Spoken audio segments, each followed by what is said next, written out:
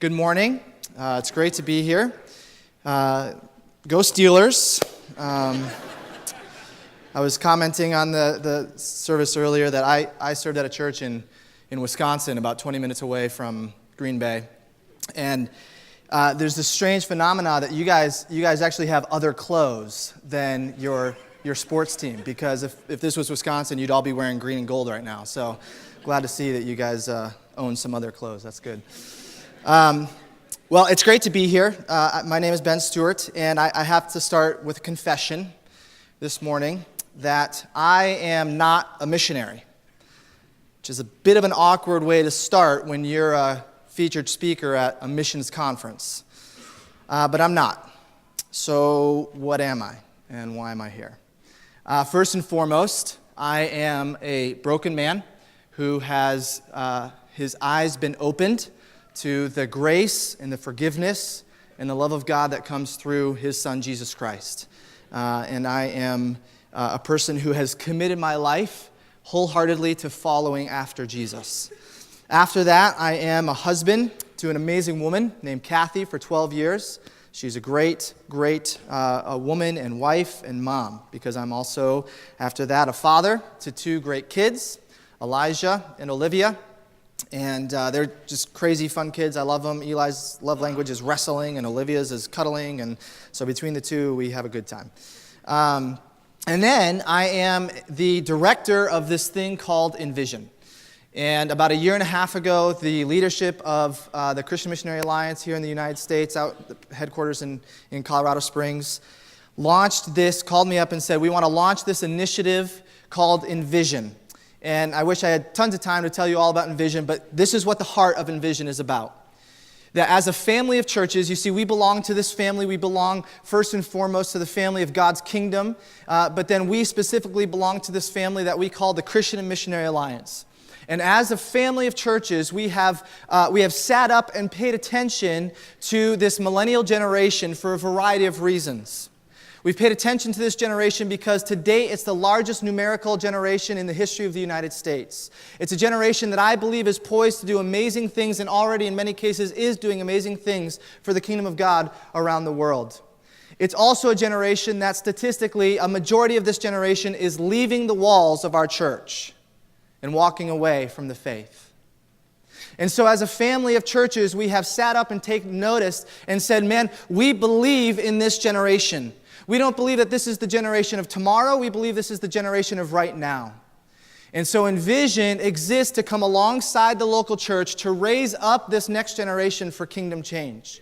That in whatever way we can come alongside the local church to re-engage those who are disengaged. That we can come alongside and train and equip and then unleash, to see a generation unleashed to do what it is that God has called them to do and designed them to be in this world for his kingdom. So, that's the heart of Envision. But I'm not a missionary. So why am I here? I'm here because I want to share with you a biblical perspective of God's mission. And as a result, my hope is that you will see my opening statement, I am not a missionary, is dead wrong. We're going to do this by looking at the incredible connection between creation and mission. So to do this, we're going to turn to Genesis chapter 1, a passage of Scripture that is familiar to many of us. We're going to cruise through this passage, and I hope that you see the profound statement that God is making in creation. As you're turning there, would you pray with me? God, I want to thank you that you are a faithful God, that you are a speaking God. And I pray that right now you would speak to your sons and daughters. God, I pray that you would soften hearts, that you would sharpen minds, give attentive ears, because you're the one speaking. Would you take me out of this equation, God, and just speak directly to your sons and daughters? And God, would you give us courage to do what it is that you call us to do and to be who it is that you call us to be. We love you and we thank you for your grace and mercy to us. In your name, amen. Okay, Genesis chapter 1. Now, we are going to fly through this passage, so hang with me. It's going to be a little bit interactive. We'll see how awake you guys are here at second service this morning. And you're going to have to use your imaginations because I want you to see what's happening in your mind's eye, all right? So, Genesis chapter 1, verse 1. In the beginning, God created the heavens and the earth. The earth was formless and empty, and darkness covered the deep waters. And the Spirit of God was hovering over the surface of the waters. Okay, here we go. Then God said, "Let there be light," and there was light. And God saw that the light was good. He separated the light from the darkness. God called the light day and the darkness night. Okay, so on day one, what does God create? Light and darkness. Yep, so, okay, here's day one box, light and darkness. Here we go, verse 6. Then God said, "Let there be space between the waters to separate the waters of the heavens from the waters of the earth." And that's what happened. God made the space to separate the waters of the earth from the waters of the heavens, and God called the space sky. So on day two, what does God create? Sky, yeah, he separates the heavens from the waters, okay? Verse 9, then God said, "Let the waters beneath the sky flow together into one place, so that dry ground may appear." That's what happened. And God called the dry ground land and the waters seas. And then he goes on and talks about all the vegetation on the dry land. So on day three, what does God create? Land. Then verse 14. Then God said, "Let lights appear in the sky to separate the day from the night. Let them mark off the seasons, days, and years. Let these lights in the sky shine down on earth." And that's what happened. God made two great lights. The larger one to govern the day we call the sun. I'm told you don't see that very often, but it does exist. And the smaller one to govern the night is called the good. And he also made stars. So on day four, what does God create? Sun, moon, stars. Okay, good job. You're keeping up. Verse 20. Then God said, "Let the waters swarm with fish and other life. Let the skies be filled with birds of every kind." So God created great sea creatures and every living thing that scurries and swarms in the water and every sort of bird. So on day five, what does God create? Birds and fish. Yep, good job. Okay. Verse 24. Then God said, "Let the earth produce every sort of animal, each producing offspring of the same kind, livestock, small animals that scurry along the ground, and wild animals." And that's what happened. Skipping down to verse 26. Then God said, "Let us make human beings in our own image, to be like us. They'll reign over the fish in the sea, the birds in the sky, the livestock, all the wild animals on the earth, and the small animals that scurry along the ground."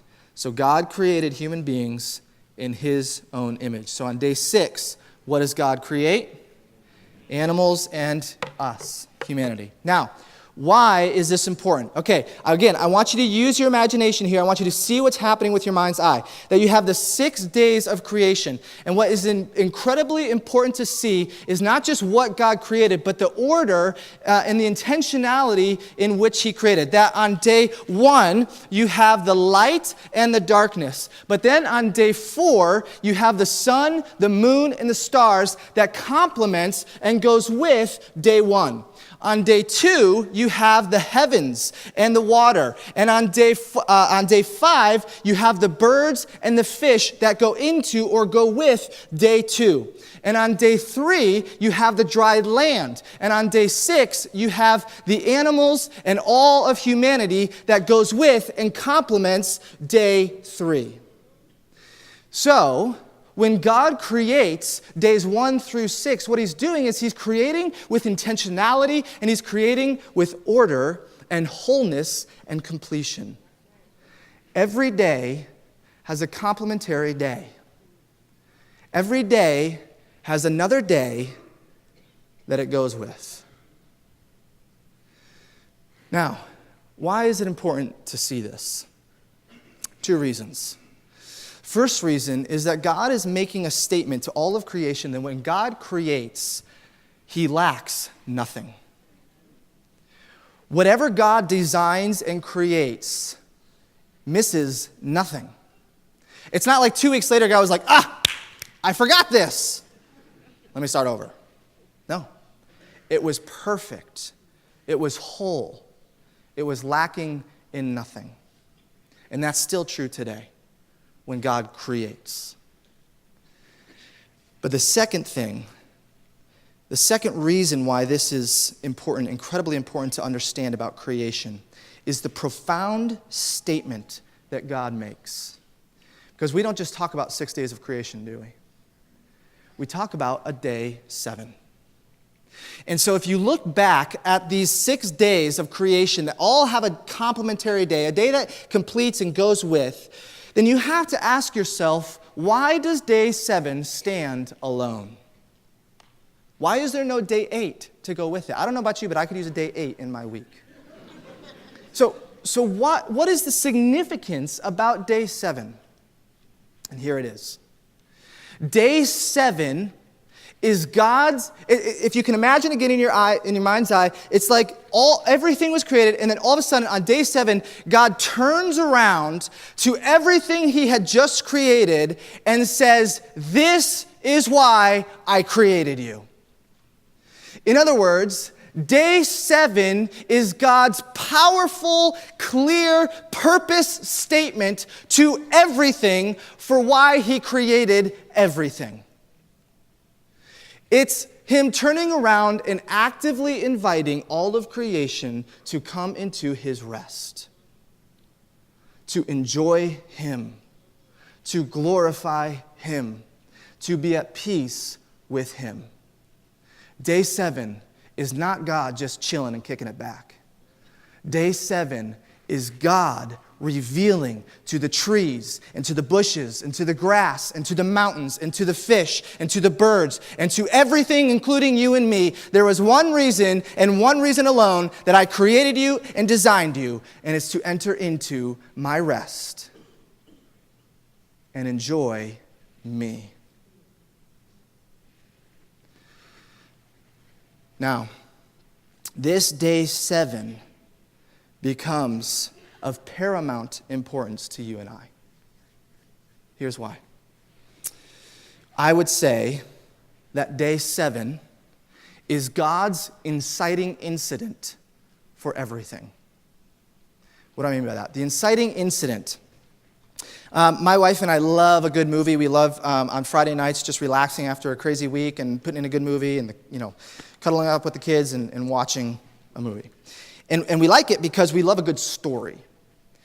And in any good movie or story, the writer has to have an inciting incident. Because the inciting incident is that one scene in the movie or that one conversation that makes sense of everything else. In other words, if you miss the inciting incident, you get to the end of the movie and you're like, well, it was entertaining, but I don't really understand what was going on. The inciting incident is like that moment in the movie that explains why Luke Skywalker is fighting Darth Vader in the first place. It's that moment in the movie that explains to us why Tony Stark has to create this thing and put it in his chest and become Iron Man and all that sort of stuff. Where again, if we miss it, we get to the end and we're left with, I don't really get it. So what I would say to you is that day 7 is God's inciting incident to all of creation, including you and I. It's the moment in the story that if we miss this moment, nothing else makes sense. And this becomes incredibly profound for us for 2 reasons. That the inciting incident, day 7, is both very personal to us, but it also gives us an incredible sense of purpose. And here's why. If day 7 is really God's inciting incident, if day 7 is really that moment in creation when God is revealing the intent and the design and the goal of everything he created is to enter into his rest, then it becomes personal because you and I, all we have to do is look back at our week. All we have to do is look at our relationships. All we have to do is watch the 5 o'clock news and realize our world is not at rest with God, is it? Why? If we had time to read Genesis chapter 3, we'd read the story of how Adam and Eve, the representative of humanity, reject the invitation of God. They scorn the purpose for which they were designed to do, and they say, no, thank you very much, God. In our own power and in our own arrogance, we will pursue and find our own things to bring us the satisfaction and the joy and the fulfillment and the rest that we're looking for. And from that moment on, our world and our lives and our relationships have been filled with discord and envy and bitterness and jealousy, not jelly, that's donuts. I'm hungry. But you get the point, right? We don't live at rest with God. And it's personal because my fear for my generation, my fear for many in this world, and my fear for many of you, for some of you in this room is this, is that you will get to the end of your life and you will look back and you will say, parts of it were entertaining, but it just didn't really make sense because you missed it.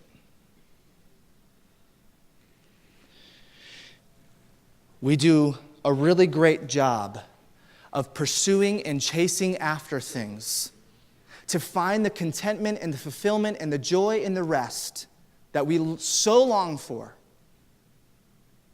But those things were never meant to provide for us. I mentioned my wife earlier. I love my wife. She loves me. We have a great marriage.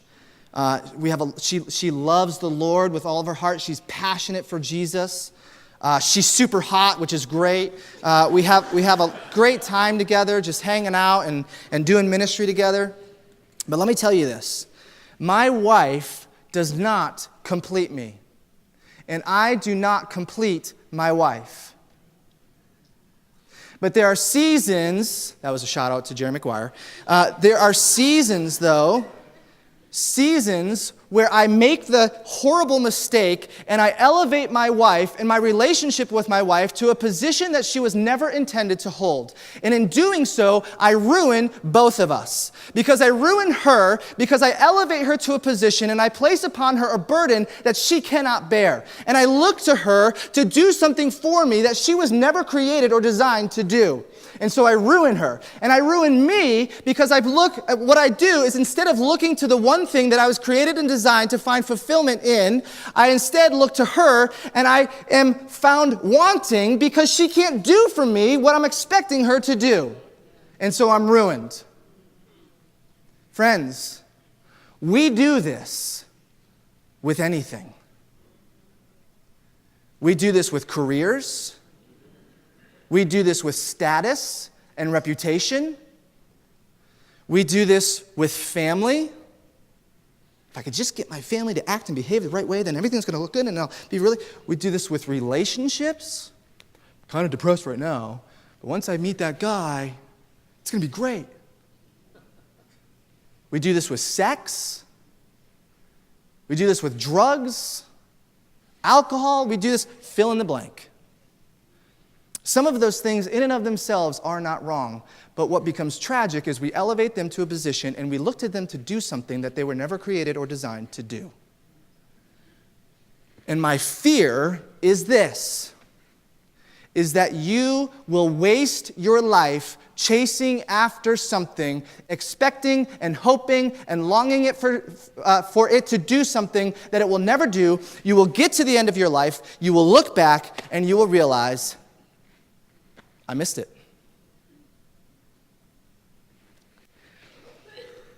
I believe that the generation I'm part of, the millennial generation, is a generation that is poised to do significant things for the kingdom of God.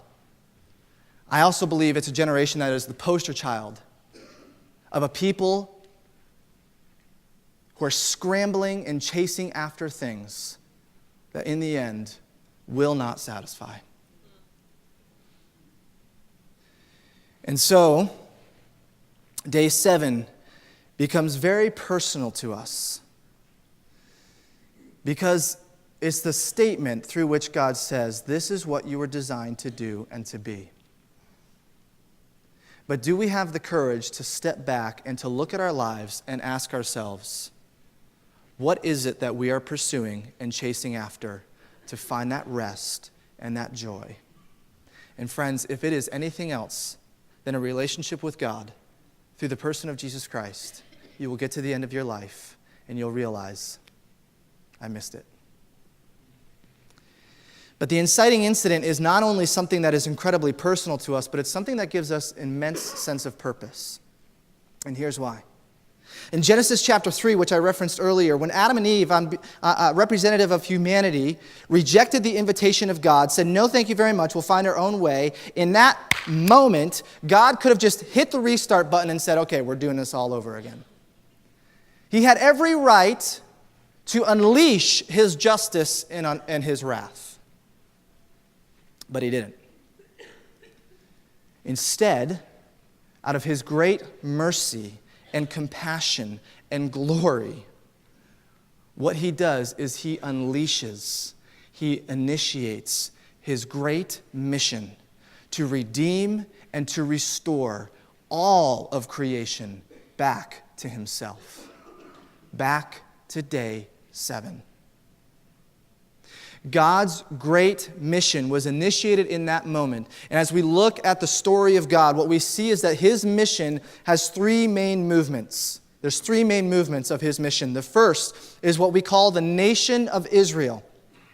We learn in Romans that for no other reason than his mercy and compassion, God calls this no name, no significant nation out of the world, and he says, you will be my people and I will be your God, and you will be for me a nation of priests.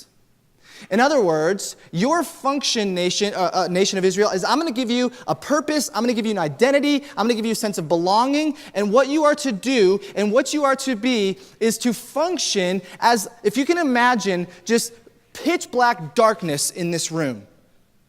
He's saying to Israel, what I want you to be is I want you to be like this beacon of light that shoots up out of that darkness. I want you to live in such a way, I want you to live as a holy nation. A separate nation. In that as you live this way among the nations around you, you will serve the world by being a beacon of light that shoots up out of the darkness. And as a result, people and nations are drawn to your light. That was the first movement of God's mission. But if you know anything about the history of the nation of Israel, you know that they didn't do so hot.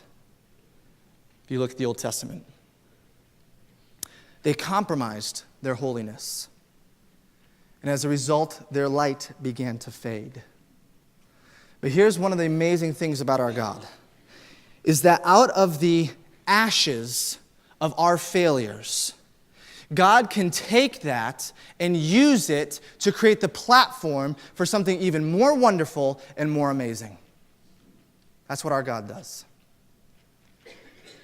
And out of the ashes of the failure of the nation of Israel, God initiates his second climactic movement of his mission to redeem and to restore the creation back to himself. And his second movement is from the nation of Israel. God sends down his son, Jesus Christ. He sends Christ down as a light into the world. We read in places like John chapter 1, verses 1 through 5 and verse 14, that the Word comes, and the Word is the light of life to all mankind. And it comes down and pierces into the darkness. And Jesus does on behalf of Israel, but Jesus does on behalf of us what no person could ever dream of doing. And Jesus Christ is the perfect light to the world of men. And he lives righteously on behalf of all of us, the life that we could never imagine living. And he takes upon himself the wrath of God that we could never imagine surviving, though we deserved it. And he dies a real death, and he rises again in a real way, and he defeats the power of sin, he defeats the power of the enemy, he defeats the power of death, and he ascends back to the Father, and he sits at the throne as the perfect light of men. And he says, I am the way, the truth, and the life. And so Jesus becomes for us this way back into day 7. Now, this is a great part of the mission movement, right? Like, this is awesome. I like movement too. Let's end there. Roll credits. End of story. Jesus is it. Perfect. Done. But it doesn't end there. Because just before he ascends back to the Father, in Acts chapter 1, Jesus gets his gets his followers together. He says, come here, guys. Come here, I got something. Peter, get over here. I've got something to share with you. Come here. He says, okay, here's the deal. I'm going back to the Father. I'm going to come back, but it's going to be a while. So here's the deal. Until then, you are my witnesses. You are the ones who are going to serve the world by going out into the darkness as beacons of light, bearing witness to the good news of my Father. And so where Israel served the world by being a beacon of light that shot up out of the darkness, and where Christ served the world by being a beacon of light that came down into the darkness, we are to be a beacon of light that goes out into the darkness, bearing witness of the good news of Jesus Christ, that he is the way back into rest with God. Friends, do you know what this is called? It's called church. You and I, the church, are God's final movement of his great mission to redeem and to restore all of creation back to himself. We are to be his witnesses. What it means to be a witness is that you are a person who knows the truth. You know the gospel of Jesus Christ. You don't just know it, though, but you have a deep conviction for it. That regardless of circumstances, regardless of feelings, regardless of how many people you see walking away from the person of Jesus Christ, you cling to him. And then finally, your life has been radically changed as a result of the truth. You cannot be an effective witness without all of those things. A witness of Jesus Christ sent out into the darkness to bear his light is a person empowered by the Holy Spirit who knows the truth, is convicted by the truth, has a conviction for the truth, and whose life has been radically changed by it. Now, let me end by saying this. My name is Ben Stewart, and I am a missionary. And so are you. Because here's the reality, friends, that by nature of following Jesus Christ, you are on mission with him. Okay? It is not the question. It's a wrong question to ask, am I a missionary? That's the wrong question. The right question is, how much does God's mission to bring renewal and redemption to creation around me impact my day-to-day living? That's the right question. Because, see, all of you are living on mission, whether you like it or not. If you are a follower of Jesus Christ, you are by nature living on mission. The real question is, are you doing really well at it, or are you doing awful at it? You're all doing it, though. So this gives us an incredible sense of purpose, because when we walk out of these doors, what we realize is that I don't have the option of being a missionary. I am a missionary. So my purpose as I go into the hallways of my school, and my purpose as I go into the cubicles of my work, and my purpose as I raise my children, and my purpose as I live in my community, my purpose is to be used by God as a physical invitation to humanity around me who is chasing after, wasting their lives, pursuing things from this world that bring no joy, no satisfaction, and no rest. And they are dying to come back into what they were created to be. And you and I have this purpose, have this opportunity to be used by God to say to them, let me show you. Let me introduce you to day 7. Let me introduce you to the very purpose for why you were created, to be at rest with God. Let me pray.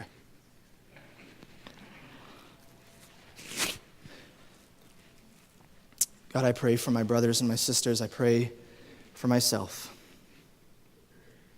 2 things. Courage that we would have courage to step back, to honestly assess if in our lives we are chasing after things that in the end don't fulfill. And God, if we are wasting our lives chasing after these things, give us courage to change course back to you. And I pray for purpose,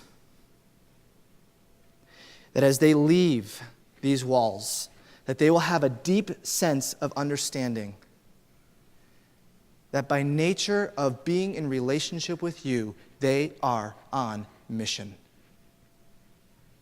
And so I pray that regardless of their context, regardless of where they go, regardless of who they see, that they would understand their purpose to be the light that goes out into the darkness, revealing the way back into rest and peace with you. Bless them, I pray. I thank you, God, for your patience and your mercy and your grace towards us. And it's in your name that I pray. Amen. God bless.